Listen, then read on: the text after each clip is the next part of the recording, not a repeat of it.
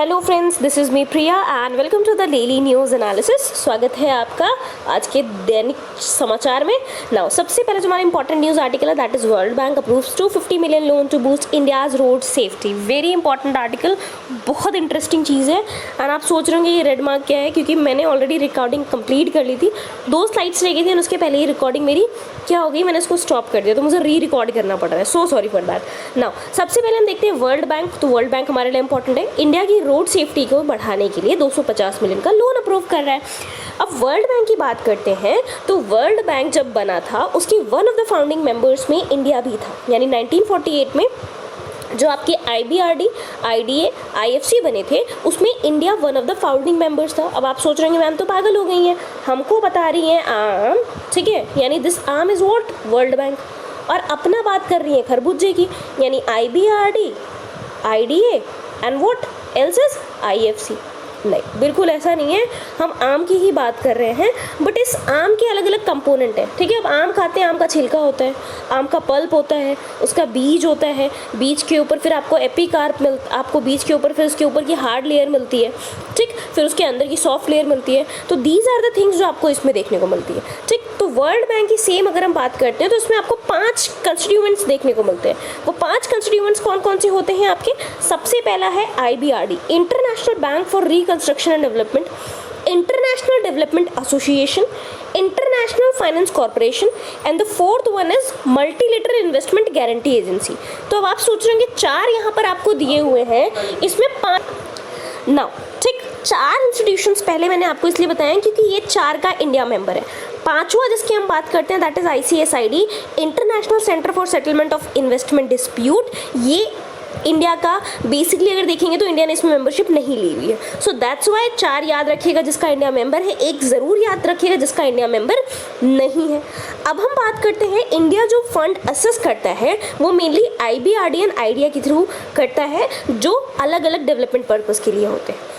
World bank क्या है? एक अंतर्राष्ट्रीय संस्था है, इंटरनेशनल ऑर्गेनाइजेशन है which is dedicated to provide finance, advice and research. यानी अगर आप एडवाइस कर रहे हैं, कुछ रिसर्च की बात कर रहे हैं, फाइनेंस की बात कर रहे हो, तो वर्ल्ड बैंक आपको तीनों चीज़ प्रोवाइड करेगा related to developing nations. Remember that, developing nations. इसका हेडक्वार्टर कहाँ मिलेगा आपको? वॉशिंगटन DC में, ठीक। मेन काम क्या है कि आप पॉवर्टी को फाइट करिए, यानी हम आपको डेवलपमेंटल असिस्टेंस प्रोवाइड कर रहे हैं, आपके पास कम या लो इनकम कंट्रीज है तब, ताकि आप पॉवर्टी को फाइट कर सकें। नाउ ये वर्ल्ड बैंक की बात करते हैं, इसका रेसिडेंट जो मिशन है इंडिया में 1957 में स्टार्ट हुआ था। एक और ऐसी ही संस्था है if you remember world Bank के अलावा, दैट इज़ IMF, ठीक है। ये दोनों ही लगभग सेम काम करती है, but let me tell you the difference. एक क्या करेगा, आपको शॉर्ट टर्म लोन देगा, दूसरा आपको लॉन्ग टर्म ज़्यादा टाइम के लिए लोन देगा। एक आपको लोन तब देगा जब आपके कंट्री में इकोनॉमिक क्राइसिस आपको देखने को मिल रही होगी, एंड दूसरी संस्था आपको लोन कब देगी? जब आपकी कंट्री में आपको क्या देखने को मिल रहा होगा, बेसिकली डेवलप करने के लिए आपको पैसे चाहिए होंगे। सो ये दोनों आपके इंस्टीट्यूशन से आपको मुझे कमेंट सेक्शन में सिर्फ इतना बताना है कि दोनों में से कौन है जो लॉन्ग टर्म शॉर्ट टर्म जाता है, दोनों में से कौन ऐसा है जो डेवलपिंग के लिए या इकोनॉमिक क्राइसिस के लिए पैसे देता है, ठीक है। So this is very important.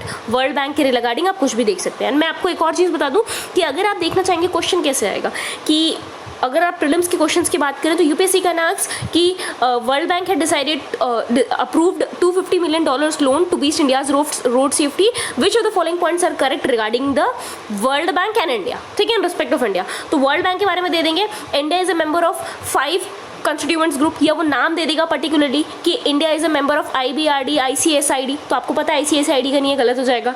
World bank का हेडक्वार्टर कहाँ है? स्विट्जरलैंड में? नो, वॉशिंगटन में है। वर्ल्ड बैंक की अगर देखते हैं तो उसका रेजिडेंट मिशन 1950 में स्टार्ट हुआ था, नहीं 1957 में स्टार्ट हुआ था। These are how questions made, ठीक। तो थोड़ा सा ध्यान दीजिएगा। नाउ नेक्स्ट क्या है, सेंटर में रेज स्मॉल सेविंग्स रेट्स, है ना। सो सॉरी फॉर दैट, क्योंकि आपको हेडिंग्स ठीक से नहीं नज़र आ रही होंगी, है ना। रीज़न बीइंग क्या है, ये जो PDF का है ये फॉर्मेट थोड़ा सा ज़्यादा हो गया। मैं अगली कल से आई ट्राई कि मैं थोड़ा सा इसको हेडिंग्स को with a gap I provide this, है ना। एंड टिल देन थोड़ी सी माफ़ी चाहूँगी मैं आपसे। नाउ गवर्नमेंट ने क्या किया था, इंटरेस्ट रेट कम रखा था किस पे? छोटी छोटी जो सेविंग स्कीम होती है, स्मॉल सेविंग स्कीम, जिसमें PPF आता है, नेशनल सेविंग सर्टिफिकेट आता है, एंड पहले क्वार्टर ऑफ 22-23 के लिए इसको कम रखा था। पहला क्वार्टर क्या होता है, यानी अगर हम फाइनेंशियल बात करें तो पहला क्वार्टर हमारा अप्रैल मई जून तक स्टार्ट होता है, ठीक है। April May June is our first quarter of any financial year, यानी 22-23 की बात हो रही है तो अप्रैल मई जून हमारा पहला क्वार्टर है। इसमें सरकार ने कोई चेंज नहीं किया था। अब दे आर डिसाइडिंग कि क्या करेंगे, वो सेविंग रेट को बढ़ा देंगे। अब ये क्यों किया जाता है, इसको इसलिए किया जाता है ताकि हम मार्केट से पैसे को हटा सकें।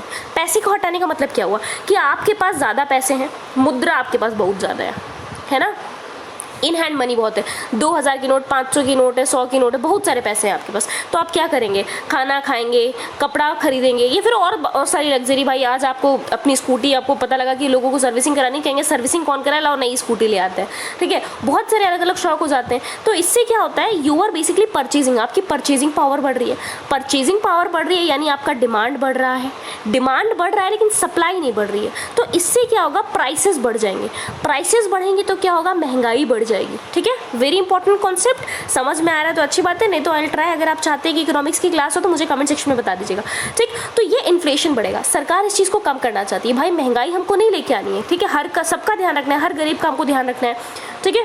तो यहाँ पर हम बेसिकली क्या करेंगे, इस पैसे को हटाएंगे। पैसे को कैसे हटाएगी सरकार, आपको इंटरेस्ट रेट देके कि आप हमारे पास पैसे जमा करिए, हम आपको इतना % इंटरेस्ट देंगे। इंटरेस्ट देंगे, साथ ही वो टैक्स से एग्जेम्प्ट रहेंगे, यानी आपको जो इसमें इंटरेस्ट रहेगा उसमें आपको पैसे भी नहीं देने, उसको आपको टैक्स भी नहीं पे करना है। तो हम लोग और ज़्यादा सोचेंगे, ठीक। तो ये स्मॉल सेविंग स्कीम होती क्या है, छोटे छोटे सेविंग इंस्ट्रूमेंट होते हैं, सेंट्रल गवर्नमेंट के द्वारा मैनेज किए जाते हैं, एंड इसमें आपको रिटर्न्स बहुत ज़्यादा मिलते हैं, जो बेसिकली बैंक के फिक्स डिपॉजिट से, बैंक की एफडी का जो परसेंटेज है उससे भी ज़्यादा मिलता है, ठीक। सरकार ने अभी तक इस पर रेट कम रखे हुए थे, अब सरकार इसके रेट को क्या करेगी, बढ़ाएगी कि आप पैसा जमा करिए, हम आपको ज़्यादा पैसे देंगे। और यही होता है, आप लोगों के हाथ से जब पैसा हटाएंगे, ठीक है, तो दैट इज लिक्विडिटी कम करेंगे। लोगों के हाथ में ज़्यादा पैसे देंगे तो लिक्विडिटी आपकी ज़्यादा रहेगी। So this is regarding centre में raise small saving rates. Now coming to the next part, India and Malaysia relations. अब अभी अगर आप देखेंगे 27 जून को क्या हुआ, एक वीडियो कॉल करिए, किसने किसको कर दिया, हमारे रक्षा मंत्री राजनाथ सिंह ने and senior defence minister Malaysia के वाईबी डाटो ने। अब आप सोच रहे होंगे हम तो दिन भर पता नहीं कितने सारे दोस्तों से वीडियो कॉल कर डालते हैं, हमारा तो कभी न्यूज़ नहीं आता है, isn't it. So you have to be in that position, वहाँ तक पहुँची कि आप भी किसी को वीडियो कॉल करें तो वो न्यूज़ में आ जाए, ठीक है, उसको यूपीएससी के बच्चे बैठ के पढ़ें कि हमारे एग्जाम में आने वाला है। तो हमारे डिफेंस मिनिस्टर की बात करते हैं राजनाथ सिंह ने, उन्होंने इनसे बात की है। क्या बात की है, मेन अगर आप देखेंगे तो डिफेंस इंडस्ट्रियल कॉर्पोरेशन, कि हम एक दूसरे को किस तरीके से डिफेंस के इंडस्ट्रियल पार्ट में कोऑपरेट करेंगे, उसकी बात होने वाली है। ये जो बेसिकली बात अगर आप देख रहे हैं, इसमें हम लोग कोशिश करेंगे कि जितना भी कोऑपरेशन अभी भी हम कर रहे हैं, ऐसा नहीं है कि हम उनके साथ में कोई डिफेंस रिलेटेड कोई डील नहीं कर रहे हैं, हम कर रहे हैं, बट उसको हम लोग बूस्ट करेंगे, बढ़ाएंगे। सेकेंड अगर हम बात करेंगे, जो 2 मिनिस्टर हैं आपके जो डिस्कस कर रहे हैं किसके साथ में, एग्जिस्टिंग कोऑपरेशन एक्टिविटीज़ के साथ में, फ्रेमवर्क के साथ में, हम जो एग्जिस्ट कर रही है already, that is Malaysia India defence cooperation meeting, इसके फ्रेमवर्क को और ज़्यादा एनहांस करेंगे, ठीक है। इसमें और ज़्यादा बेसिकली अगर आप देखेंगे तो इंट्रीग एक फॉर्मेशंस लेके आएंगे, ताकि क्या कर सके, मलेशिया हमारे ऊपर डिपेंड कर सके, या मलेशिया डिफेंस की फील्ड पे हम पे ट्रस्ट कर सके, हम मलेशिया पे कर सके, ठीक। मिडकॉम की बात करते हैं, दूसरा जो होने वाला है जुलाई 2022 में होगा। इसके बाद एक और इंपॉर्टेंट चीज़ आपको देखने को मिलेगी, राजनाथ सिंह ने उनसे क्या कहा है डिफेंस मिनिस्टर से कि भाई आप आइए, अपने सीनियर ऑफिसर्स के साथ आप यहाँ पर आइए, फर्स्ट हैंड एक्सपीरियंस लीजिए, ठीक है। आप हमारी बातों पे मत जाइए, कहीं सुनी बातों पे, है ना, सबके घर की मुर्गी सबके लिए दाल बराबर होती है, बट अपने बच्चे सबको प्यारे होते हैं। तो कहेंगे हमारे यहाँ की तो डिफेंस इंडस्ट्री हमको पता है, बट आप आइए, यहाँ की फैसिलिटीज़ देखिए, आप आके प्रोडक्ट देखिए ना, लीजिए, उसके बाद विश्वास रखिए, है ना। पहले इस्तेमाल करें फिर विश्वास करें वाला हाल है घड़ी पाउडर। तो उनसे कह रहे हैं पहले आप आके देखिए, है ना, अगर आपको चीज़ें अच्छी लग रही है देन बेसिकली इसमें बाय करिए, एंड देन इसके बाद आप क्या कर सकते हैं, इसमें ट्रेड कर सकते हैं। एंड अगर आप देखेंगे बोथ साइड क्या कर रहे हैं कि इस इशू में एंगेज होने के लिए तैयार हो गए हैं। ये भी कोशिश की गई है कि जो भी हम डिजास्टर रिलीफ या ह्यूमैनिटेरियन असिस्टेंस प्रोवाइड करेंगे एक दूसरे को, उसको भी हम अपग्रेड करेंगे, जो एक दूसरे को हम हेल्प करते हैं उसको भी ज़्यादा करने वाले हैं। साथ ही साथ डिफेंस मिनिस्टर ऑफ मलेशिया को भी इन्वाइट किया गया है कि जिस भी तरीके से स्ट्रैटेजिक डिफेंस टाइज हो सकती है उसको भी हम और ज़्यादा स्ट्रांग होल्ड करेंगे। Now next part is United Nation Human Rights Council, एक collective of human right organisation है जो क्या कह रहा है that India will have to face questions on its handling of human rights defenders.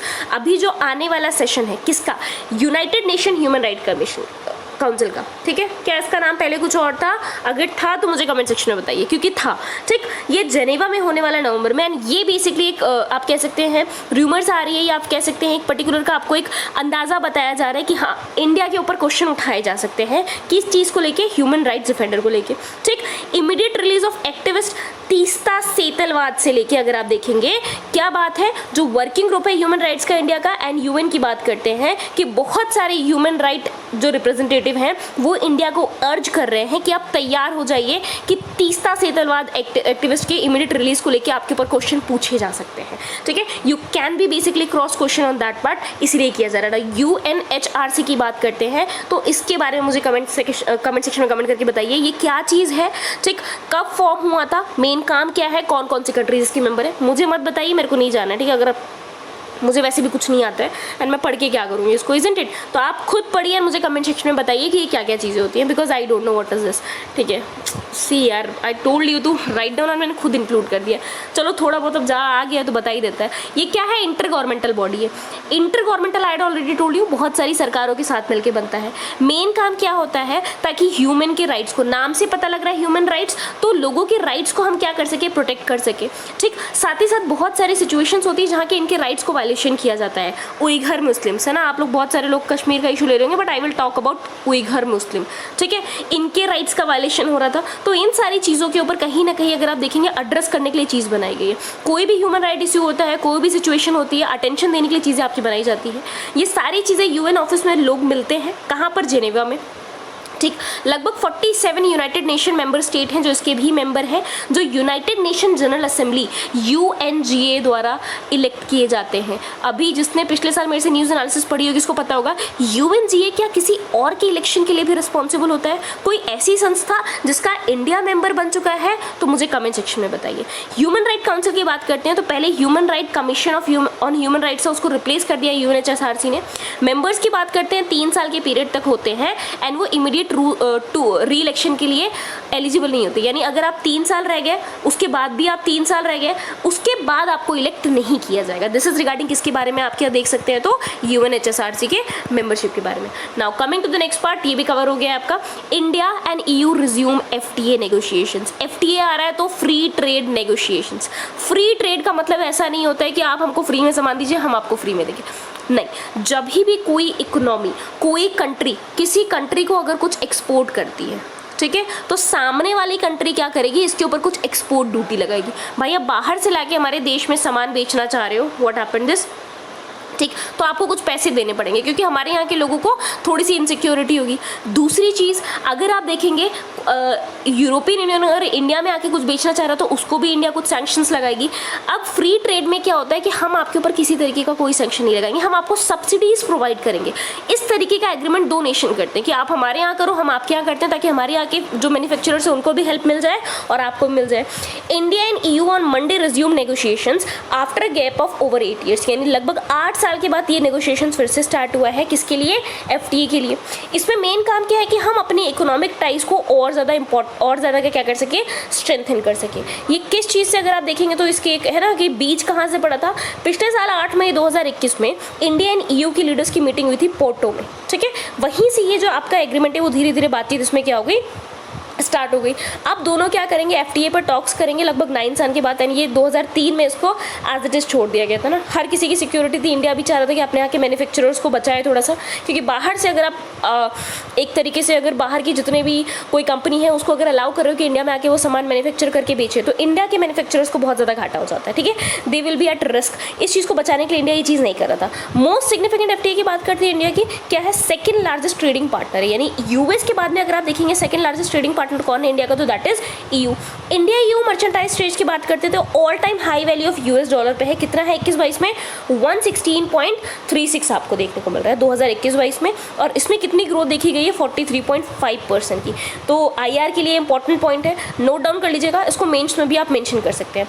India के export की बात करते हैं तो लगभग 57% जंप कर चुका है 21-22 में, जो कितना है 65 बिलियन का। एंड इंडिया क्या कर रहा है, सरप्लस ट्रेड कर रहा है ना। आप किसी को अगर नहीं पता तो मैं बता दूं सरप्लस ट्रेड होता क्या है, ठीक है।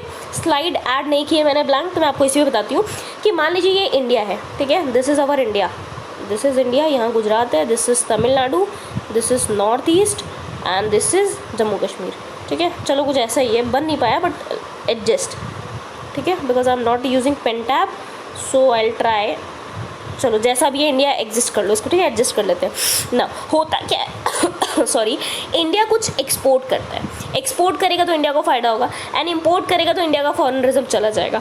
जब किसी केस में इंडिया जो एक्सपोर्ट कर रहा है किसी कंट्री को वो आने वाले से ज़्यादा होता है, in that case India surplus हो जाता है। यानी यहाँ पर अगर सरप्लस है तो क्या है, इंडिया जो एक्सपोर्ट कर रहा है that is greater than import, तो इंडिया आपका क्या हो जाएगा, इसमें सरप्लस है ट्रेड में। किसके साथ में, यूरोपियन यूनियन के साथ में। Now coming to the next part, ये आप देख सकते हैं, आपको EU की बात दिखा दी गई है।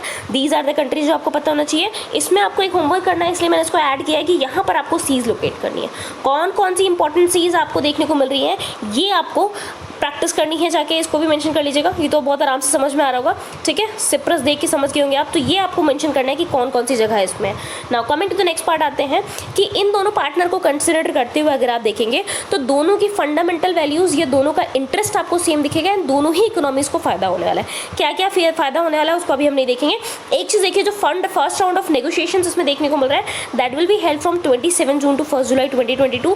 कहाँ पर होने वाला है, न्यू दिल्ली में होने वाला है। ठीक है, पहले भी अगर आप देखेंगे तो FTAs की बात करते हैं, इंडिया ऑस्ट्रेलिया एंड UAE के साथ में ऑलरेडी कर चुका है, एंड अब बेसिकली हम EU के साथ नहीं करना चाह रहे हैं। नाउ FTA की बात करते हैं, कनाडा एंड UK के साथ में ये भी चल रहे हैं, एंड FTA से बेसिकली क्या होता है, ट्रेड एक बढ़ता है। ठीक है, फ्री ट्रेड पॉलिसी में क्या करते हैं, जो भी गुड्स होते हैं, सर्विसेज होते हैं, can be bought and sold across international borders, यानी EU एंड इंडिया के बीच में हो जाएगा, and government tariff quota subsidy provide किया जाएगा।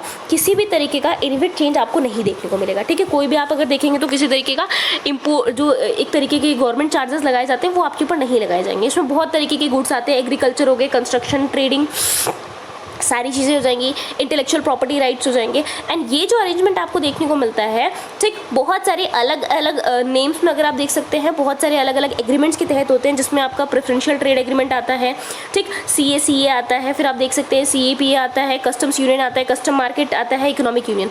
सो these are the all things जो आपको FTA के अंडर में कवर हो जाते हैं ना। ब्रीफ हम इसका कवर कर चुके हैं, एज सच बहुत इंपॉर्टेंट है। Now India's gig workforce to reach 2.35 crore by 2030, this is something very important. सबसे पहले मैं आपको गिग बता दूं, what is gig. Gig economy की बात करते हैं, ये फ्री मार्केट सिस्टम है जहां पर आप किसी के अंडर में काम नहीं करते। आपने फ्रीलांसर सुने होंगे। फ्रीलांसर क्या करते हैं, हम लोग किसी एम्प्लॉय को हायर नहीं करते हैं, है ना। What we do actually is, हम उनको, जैसे आज मान लीजिए कोई एक पार्लर खुला हुआ है, किसी एक पार्लर में कोई एक हेयर सर्विस प्रोवाइड होती है, ठीक है। गर्ल्स वुड बी नोइंग, बहुत सारे ट्रीटमेंट्स होते हैं, लोग स्ट्रेटनिंग कराते हैं, कर्ल कराते हैं, है ना, बहुत सारी चीज़ें होती हैं। तो मान लीजिए स्ट्रेटनिंग कराने के लिए लोग रोज़ नहीं आते आपके पास, ठीक, आपको पता है। अब उसके लिए आप मंथली बेसिस पे अगर किसी को हायर करके रखोगे तो आपका लॉस है। इंस्टेड ऑफ डूइंग दैट क्या करते हैं, वो अपॉइंटमेंट देते हैं कि भाई आपको अगर हेयर स्ट्रेटनिंग करानी है तो आपको एक दिन पहले अपॉइंटमेंट लेना पड़ेगा।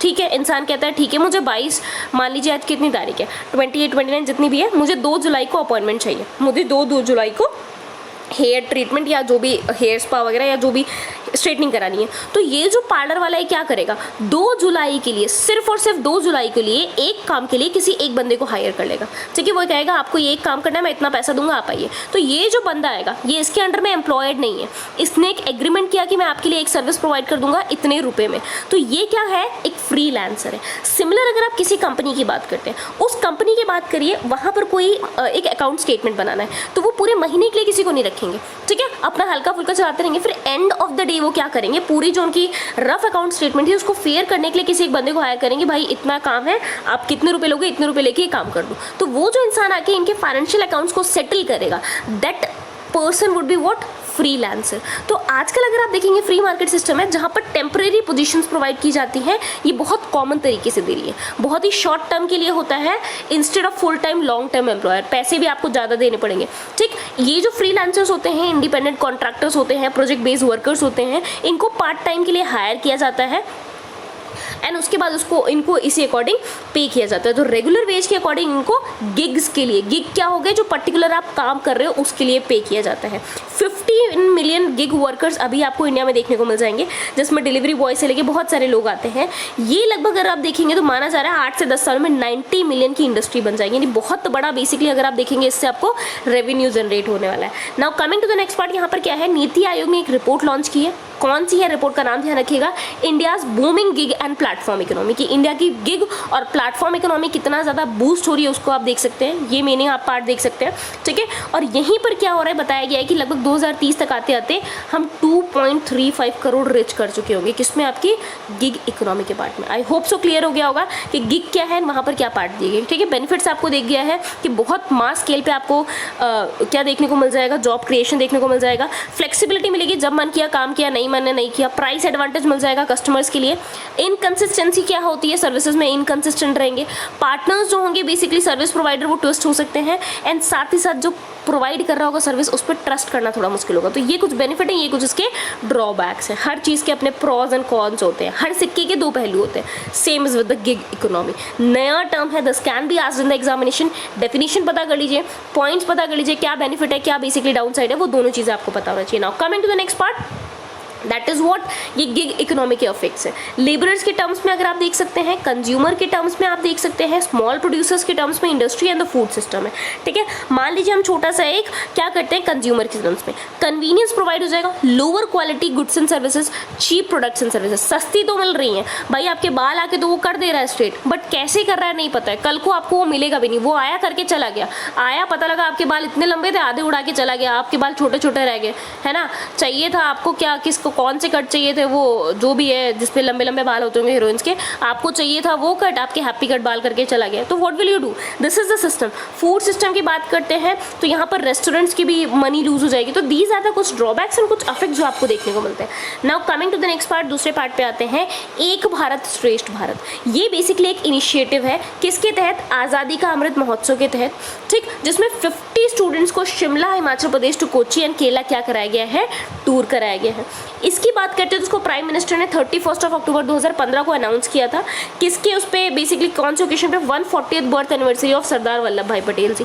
सरदार वल्लभ भाई पटेल जी के नाम से याद आ रहा है कि इनका स्टैचू बना है, क्या नाम है स्टैचू का, कितना फिट है, कहाँ पर है, वो मुझे बताइए।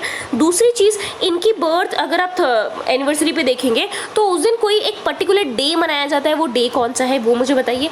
इनको हिस्ट्री में किसी और नाम से जाना जाता है, मुझे वो भी कमेंट सेक्शन में बताइए, मुझे कुछ नहीं पता, I am basically just baby sitter, तो मुझे बताइए इसमें तीनों में क्या है, ठीक है, ये चीज़ें। नाउ फाइनेंस मिनिस्टर की बात करते हैं तो उन्होंने ये अपनी बजट स्पीच 16-17 में भी इंक्लूड किया था, इसीलिए ज़्यादा इंपॉर्टेंट हो जाता है, ठीक। कल्चर, ट्रेडिशन और जो डिफरेंट प्रैक्टिसेस हैं अलग अलग स्टेट्स में, यूटीज़ में, उसको स्ट्रेंथन करना, यूनाइट करना, लोगों को उससे बेसिकली क्या करना ना, अवेयर कराना, ये इस मिशन का मेन काम है, ठीक है। यहाँ पर अगर आप देखेंगे तो पेयरिंग ऑफ स्टेट्स किया जाएगा यूटी को नेशनल लेवल पे, ताकि हम एक साल के लिए या जब तक दूसरे राउंड की पेयरिंग नहीं होती तब तक हम इसको क्या कर सके और ज़्यादा इवेल्युएट। जैसी एक पेयरिंग हुई है तो आप लोग अपने जितनी भी चीज़ें हैं, कल्चर है, ट्रेडिशन है, जिसको उसको शोकाश करेंगे। लिंक होगा किस चीज़ का, कल्चर का, टूरिज्म का, language, education, trade and citizens, है ना। जब आप देखते हैं संस्कृति, अगर आप देखते हैं संस्कृति और ज्ञान जब आपस में मिलते हैं तो एक नई चीज़ का इजाद होता है, एक नई चीज़ का जन्म होता है, एक नई चीज़ की उत्पत्ति होती है। सेम चीज़ यहाँ पर आपको देखने को मिलेगी। कल्चरल डाइवर्सिटी है इंडिया की, जो basically one of the founding roots मानी जाती है, one of the special features माने जाते हैं इंडिया को, वो आपको देखने को मिल जाएगा। ऑब्जेक्टिव क्या है, ताकि unity and diversity of our nation को हम सेलिब्रेट कर सके। जो भी बेसिक आपको फैब्रिक देखने को मिलता है उसको ट्रेडिशनली हम क्या कर सकें, स्ट्रेंथन कर सके, एंड लोगों के बीच का जो बॉन्ड है उसको और ज़्यादा हम क्या कर सके, स्ट्रेंथन कर सके। तो these are the main thing. हम हेरिटेज कल्चर को प्रमोट करना चाहते हैं, हम जो नेशनल इंटीग्रेशन है उसको प्रमोट करना चाहते हैं, हम एक एनवायरनमेंट क्रिएट करना चाहते हैं ताकि स्टेट्स में हम इसकी लर्निंग को और ज़्यादा बढ़ा सके, इसकी लर्निंग के एक्सपीरियंस को और अच्छा कर सके, ठीक है। सो दिस इज रिगार्डिंग किसके बारे में, आपके एक भारत श्रेष्ठ भारत के बारे में, ठीक है। हिस्ट्री, ज्योग्राफी सब पता होना चाहिए इसका। Now Sikar in Rajasthan top school grading index district level, very very very important. कौन निकाल रहा है, मिनिस्ट्री ऑफ एजुकेशन। कौन सा है, performance grading index for district, जिसको PGID बोल रहे हैं, एंड इसमें राजस्थान के सीकर ने टॉप किया है। कुड यू इमेजिन, जिसको बहुत ही पिछड़ा हुआ इलाका कहा जाता है सीकर, अगर आपने सुना होगा, उसने इसमें टॉप किया है। Index analysis the performance of school education, अगर आप देखेंगे डिस्ट्रिक्ट लेवल पे स्कूल एजुकेशन का परफॉर्मेंस कैसा है, उसके तहत इस इंडेक्स के तहत उसको एनालाइज किया जाता है। इंडियन एजुकेशन की बात करते हैं तो one of the largest in world है, लगभग 15 लाख स्कूल है, 97 लाख टीचर्स है ना, तो आप इसको अपने मेन्स आंसर राइटिंग में इंक्लूड कर सकते हैं। 26 करोड़ स्टूडेंट की बात करते हैं तो अलग अलग सोशियो इकोनॉमिक बैकग्राउंड से आते हैं, एंड ये जो असेसमेंट है वो डिस्ट्रिक्ट के थ्रू ऑनलाइन पोर्टल पे फिल किया गया था, उसके बाद इसको लाया गया। लगभग 83 इंडिकेटर्स हैं, 6 कैटेगरीज के तहत ये आपकी कैटेगरी देखने को मिल रही है, जिसमें आपको रेटिंग की गई थी। बट मेन पार्ट यहाँ पर आपको क्या देखने को मिलता है कि ये जो आपकी 6 कैटेगरीज है, इसमें एक कैटेगरी ऐसी है जिसमें लगभग सारे स्कूल बहुत पीछे हैं। अभी हम देखेंगे जिसको बहुत ज़्यादा सपोर्ट किया जा रहा है, बढ़ाया जा रहा है, बट स्टिल उसमें भी स्कूल पीछे देखने को मिल रहे हैं। ये जो कैटेगरीज आपको देखने को मिल रही हैं उसको फर्दर 12 सब कैटेगरीज में डिफाइन किया गया है। ये आपकी 12 सब कैटेगरीज है। ये लगभग 10 ग्रेड पर अगर आप देखेंगे डिस्ट्रिक्ट को रेट किया जाता है। जो 90% ऑफ द ओवर आता है उसको दक्ष कहा जाता है, एंड जो 10% ऑफ द टोटल पॉइंट्स मिलता है उसको आकांक्षी 3। तो टॉप पे कौन है? दक्ष, एंड लास्ट में कौन आएगा? आकांक्षी 3। ये आपको पता होना चाहिए ना। इट कैन बी आस्क्ड दक्ष क्या है, आकांक्षी 3 क्या है, तो दक्ष मत बता देना मेरे दोस्त का भाई है ये है, नहीं आकांक्षी क्या है, एक लड़की आती थी कोचिंग पे वो नाम है, नो नथिंग। रिमेंबर दैट आकांक्षी 3 टोटल पॉइंट्स 10% से कम है उन स्कूल को ग्रेड करने के लिए लोएस्ट ग्रेड ऑफ स्कोर्स है, एंड दक्ष हाईएस्ट है। इंडिया की बात करते हैं तो school across India perform poorly digital learning category. जितने भी ज़्यादातर स्कूल है कौन सी कैटेगरी में? डिजिटल लर्निंग कैटेगरी में बहुत ही गंदा इनको स्कोर मिला। तो this is the part digital learning category. Remember that एक ये ऐसा पार्ट है जहाँ पर मोस्ट ऑफ द स्कूल्स ने बहुत गंदा परफॉर्म किया। Around 61% of the districts of country students are very little exposure to digital learning, है ना। एटलीस्ट हमें इस चीज़ में खुश होना चाहिए कि बाकी सारे पैरामीटर्स पे हमारे स्कूल्स बहुत अच्छा परफॉर्म कर रहे हैं। जहाँ पर पहले स्कूल्स की एजुकेशन ही प्रोवाइड नहीं होती थी, वो लोग को सिर्फ अब डिजिटल लर्निंग एक ऐसा पार्ट रह गया जहाँ पर वो पीछे है, यानी 180 डिस्ट्रिक्ट्स आती है जिनको 10% से कम पार्ट देखने को मिल रहा है। अदरवाइज सबने बहुत अच्छा परफॉर्म किया है। Now coming to next part, Jordan. Jordan क्या है?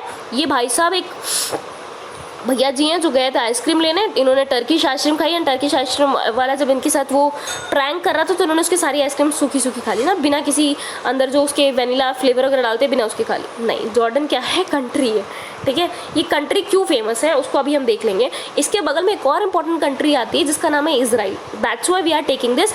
10 पीपल की मौत हो चुकी है, लगभग 250 लोग इंजर हो चुके हैं पॉइजनस गैस लीक में, Bhopal gas tragedy. Remember, Jordan की एक साउदर्न सिटी है अकाबा, ठीक है। अभी हम देखेंगे जॉर्डन का मैप, तो यहाँ पर आपको एक सिटी मिलेगी दैट इज अकाबा, वहाँ पर ये इंसिडेंट हुआ है।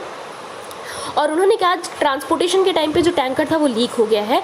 जॉर्डन कहाँ पर पड़ता है? वेस्टर्न एशिया में। पहले सारी चीज़ें मैं आपको बता दूँ, फिर मैं I show you on that map, ठीक है। Crossroads of Asia, Africa and Europe में आपको देखने को मिल जाएगा। ये कंट्रीज़ हैं जो इसको बॉर्डर करती हैं, Saudi Arabia, Iraq, Syria, Palestinian, Israel and Dead Sea आपको देखने को मिलता है। गल्फ ऑफ अकाबा की बात करते हैं, रेड सी की बात करते हैं तो उसके साउथ वेस्ट में गल्फ ऑफ अकाबा के कोस्ट लाइन में आपको देखने को मिलता है। गल्फ ऑफ अकाबा क्या करता है? जॉर्डन को इजिप्ट से सेपरेट करता है। अम्मान जॉर्डन की सबसे लार्जेस्ट और कैपिटल सिटी मानी जाती है। सेमी एरिड कंट्री है, 95% यहाँ पर आपको सुन्नी मुस्लिम देखने को मिल जाएंगी। बहुत ही मेजर टूरिस्ट डेस्टिनेशन है। साथ ही साथ डेड सी का साथ देखने को मिलता है, तो डेड सी के साथ ये इजराइल के साथ बॉर्डर शेयर करता है। 5th largest oil shale reserves in the world, very very important. 5th largest oil shale reserves in the world आपको कहाँ पर देखने को मिल जाएंगे? जॉर्डन में। तो क्योंकि ये भाई साहब हमारी न्यूज़ में थे, एंड ज्योग्राफी आपको पता है ना, ऐसे ही नहीं उठा के कहीं से कोई पूछ लेता है सपने में आज जॉर्डन आया था तो आज हम यूपीएससी से बोल रहे हैं आज हम लोग जॉर्डन पे क्वेश्चन पूछेंगे, नहीं। Somehow, somewhere it was in the news in the previous 1 to 1.5 years. That's why it's being asked in the examination. This is the pattern of UPSC. बस इतनी सी बात आपको समझनी है, and you are done with the exam. ठीक है, बहुत tough नहीं है, just try to understand the pattern, ठीक है। अकाबा की बात आप कर सकते हैं। देन अगर आप देखेंगे गल्फ ऑफ अकाबा देख सकते हैं, दिस इज द पार्ट जो जॉर्डन को क्या करता है, आपके इन पार्ट से सेपरेट करता है। आप डेड सी देख सकते हैं, इजराइल देख सकते हैं, this is the west part का वेस्ट बैंक का पार्ट जो आप देख सकते हैं, गोलन हाइट्स आपको इसके पास में देखने को मिल रही है। So these are the area जो आपको पता होना चाहिए। दिस इज अम्मान सिटी जो इसकी कैपिटल एंड लार्जेस्ट सिटी देखने को मिल रही है, ठीक है। तो जॉर्डन के बारे में है, उसको देख लीजिएगा। नाउ कृष्णा नगर की बात करते हैं। हुआ क्या है, हमेशा आप डिस्प्यूट देखने को मिलते हैं। This is something very good, बहुत अच्छा लगा मुझे सुन के ये, क्योंकि हमेशा क्या होता है ना, अगर आप देखेंगे साउथ की रिवर पे कभी कावेरी रिवर डिस्प्यूट आपने सुना होगा, पानी नहीं मिल रहा है ना, एक स्टेट दूसरे स्टेट पे आरोप लगा रहा होता है, सेंटर मतलब सेंट्रल गवर्नमेंट मुझे ना महाराष्ट्र ना, मुझे ना तमिलनाडु ना पानी नहीं दे रहा है, मुझे केरला ना, मुझे कर्नाटक ना पानी नहीं दे रहा है। बट यहाँ पर आप देखेंगे तो अलग ही केस है। तमिलनाडु क्या कह रहा है कि सेंट्रल गवर्नमेंट आंध्र प्रदेश को मना कर दीजिए कि मेरे पास जितने भी रिजर्वॉयर थे वो सारे फुल हो चुके हैं, ठीक। चेन्नई सिटी के सारे रिजर्वॉयर फुल हो चुके हैं, तो जो वाटर सप्लाई है उसको क्या कर दिया जाए, सस्पेंड कर दिया जाए। अब तमिलनाडु स्टेट गवर्नमेंट किससे अर्ज कर रही है, आंध्र प्रदेश से, कि कृष्णा वाटर का जो भी पानी आप छोड़ते हैं उसको कुछ टाइम के लिए क्या कर दिया जाए, बंद कर दिया जाए, क्योंकि हमारे रिजर्वॉयर सारे भर गए, हमारे पास और जगह नहीं है, ठीक है। This is a part. अब कृष्णा रिवर के पास से रिलेटेड पार्ट है तो ये, तो हम इसके बारे में देखते हैं। 3rd लॉन्गेस्ट रिवर है इंडिया में, गंगा गंगा और गोदावरी की बात में। एंड अगर टर्म्स ऑफ वाटर इनफ्लो की बात करते हैं तो गंगा, इंडस एंड गोदावरी की बात में 4th लार्जेस्ट रिवर आती है। लेंथ के टर्म्स में 1400 किलोमीटर की है, बे ऑफ बंगाल में जाके फॉल करती है। बेसिन आंध्र प्रदेश, महाराष्ट्र एंड कर्नाटका में देखने को मिल जाता है। बॉर्डर बालाघाट रेंज मिलता है, ईस्टर्न घाट एंड वेस्टर्न घाट आपको देखने को मिल जाएगा। यानी महाराष्ट्र में जो महाबलेश्वर जगह है उसके पास सतारा डिस्ट्रिक्ट में वेस्टर्न घाट से ये नदी आपके निकलती है, निकलते निकलते बे ऑफ बंगाल में चली जाती है। लेफ्ट बैंक ट्रिब्यूटरीज में Bhima, Dindi, Munneru, these are the important tributaries. Right bank में कुदाली, जिसको निरंजना भी कहा जाता है, Koyna, Panchganga, Dudhganga, Ghataprabha, Malaprabha and Tungabhadra, ये इसकी इंपॉर्टेंट राइट बैंक ट्रिब्यूटरीज। अब नाम से आपको पता लग रहा होगा कि right bank tributaries of Krishna river are much more famous than left bank tributaries. इसका ये मतलब नहीं है कि लेफ्ट वालों को भूल जाओ, उनको भी एक बार रीडिंग करनी है। लार्जेस्ट ट्रिब्यूटरी की बात करते हैं तो तुंगभद्रा रिवर है, बट लॉन्गेस्ट ट्रिब्यूटरी की बात करेंगे तो भीमा है। लार्जेस्ट समझ में आ गया, बड़ी that is Tungabhadra, Brahmaputra. Longest key बात करेंगे भीमा, मतलब गंगा। ठीक है, सो this is regarding Krishna river के बारे में। थोड़ा सा और देख लीजिए, जो इंपॉर्टेंट सॉइल आपको इसके बेसिन में मिल जाएगा that is black, red, laterite, lateritic soils, alluvial और मिक्स सॉइल्स भी मिलते हैं, साथ ही साथ अल्कलाइन सॉइल्स भी देखने को मिलता है। कृष्णा और गोदावरी नदी का जो डेल्टा होता है उसको राइस ग्रेनरी ऑफ इंडिया कहा जाता है, वेरी इंपॉर्टेंट। बहुत सारे मिनरल्स डिपॉजिट मिल जाएंगे, oil, gas, coal, iron, limestone, dolomite, gold and granite, ये बहुत इंपॉर्टेंट मिनरल्स है जो इसमें आपको मिल जाएंगे। Dams are much very important, Basava Sagar, Nagarjuna Sagar, Srisailam and Prakasam barrage, ये इंपॉर्टेंट डैम्स है जो आपको किस में मिल जाएंगे, आपके कृष्णा नदी पे देखने को मिल जाएंगे। So these are the important topics जो हमको कवर करने थे। अभी आपका हो गया आज का news article cover. If you want me कि अगर मैं आपको कुछ और इंक्लूड करके दूं या अगर आप चाह रहे हैं मैं कुछ और आपको पढ़ाऊं तो do let me know in the comment section and any suggestions. थोड़ा सा जो भी आपको बताया जाता है ना, क्योंकि मैम को तो कुछ आता नहीं है, तो कोशिश करा करिए कमेंट सेक्शन में लिख दीजिए ताकि मैं भी पढ़ के समझ सकूँ। ओके, थोड़ा मेरा भी भला हो जाए। चलो, let's meet you tomorrow. Thank you everyone.